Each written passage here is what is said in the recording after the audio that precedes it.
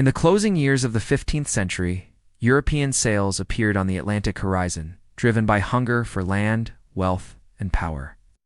When explorers reached the Americas and the Caribbean, they found fertile soil and warm climates, ideal for growing valuable crops.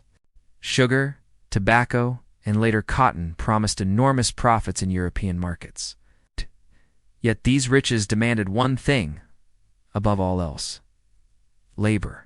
At first, European colonists forced indigenous peoples to work the land. But disease, exhaustion, and cruelty devastated native populations. Entire villages vanished, and plantations stood half-finished.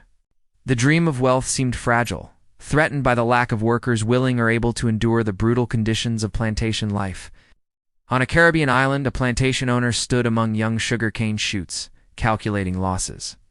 Sugar had become white gold in Europe, sweetening tea and coffee and filling royal treasuries. Every missed harvest meant lost fortunes. Free European laborers were scarce and refused such backbreaking work. The solution, many believed, lay across the Atlantic.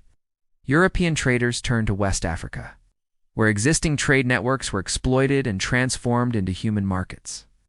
Africans were captured through warfare, raids, and betrayal, then marched in chains to coastal forts. From there, they were forced onto overcrowded ships. The Middle Passage was a journey of terror, disease, starvation, and death claimed millions before land was ever reached.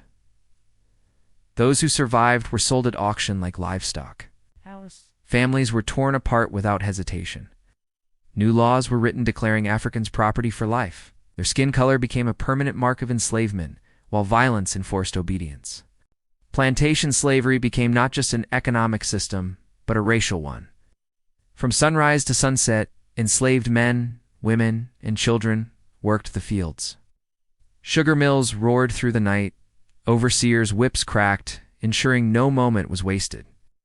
While suffering filled the plantations, wealth flowed outward across oceans to European ports, banks, and palaces. Thus, plantation slavery was born from greed and necessity, carefully designed to maximize profit and control. It built empires and transformed global trade, but at an unimaginable human cost. Even centuries later, the scars of this system, inequality, racism, and economic dependence, remain deeply rooted in societies shaped by the plantation economy.